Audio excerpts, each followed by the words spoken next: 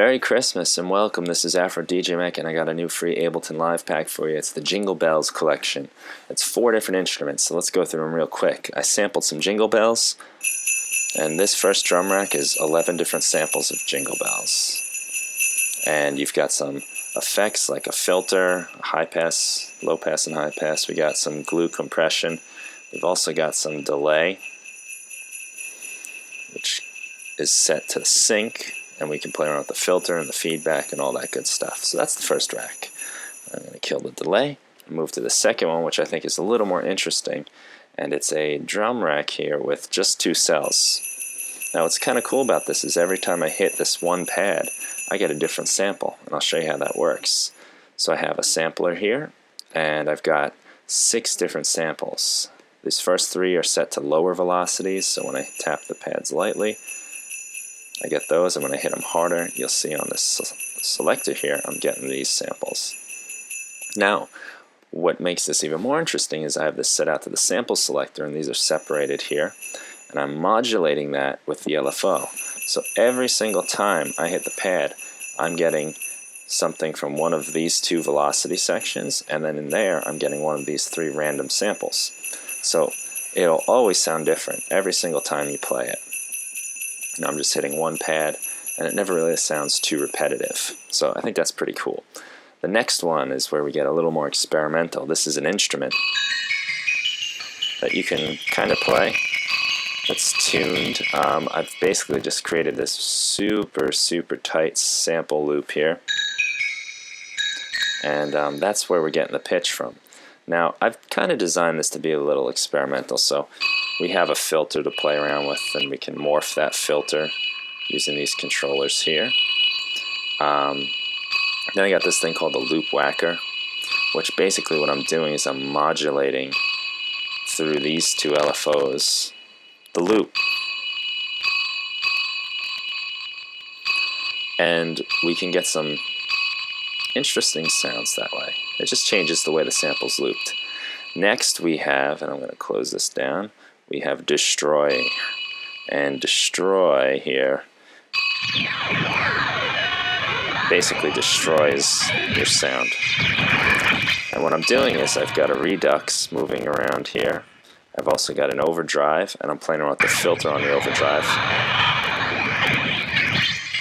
to get these crazy sounds.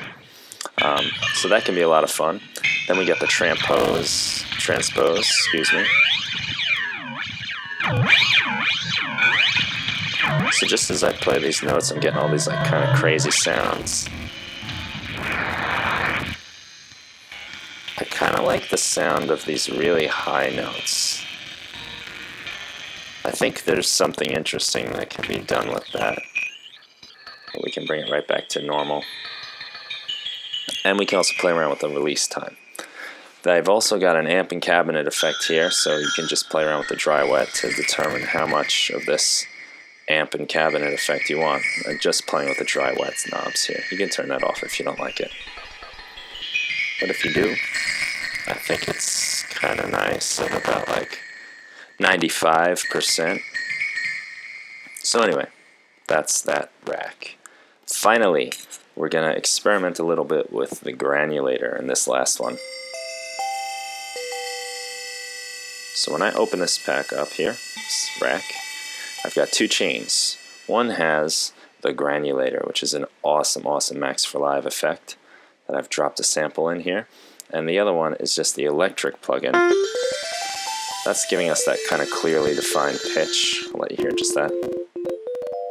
This is a really cool instrument if you haven't played around with it. But the real part of this thing I want to show you is the Granulator. So, in here, I've basically just set up some of the different sounds and knobs that you might want to play around with. The attack, for instance, helps this sound like a pad. The release, the filters, something you can fool around with too, as well as the cue. You got the spray. Now you'll notice when I hit spray, it's playing around with what part of the sample we're hearing. It's just spraying our little granules around here, so you can get some interesting sounds doing that.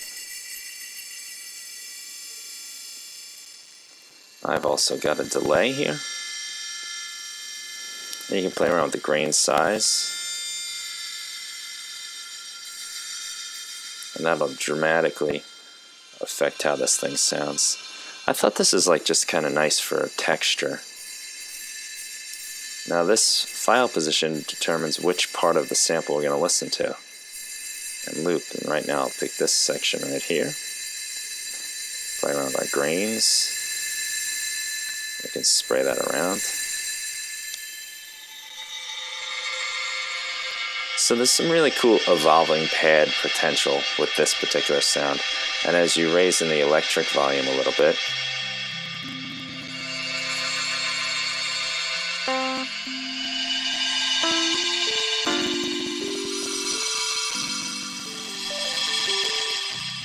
you get some like more tonal center to it.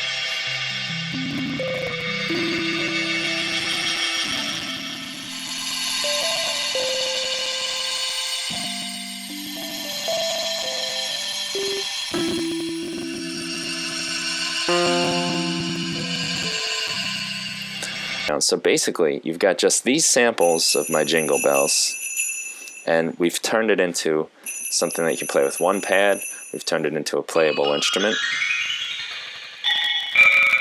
and we've turned it into an experimental pad kind of thing. So there's a lot of cool potential here.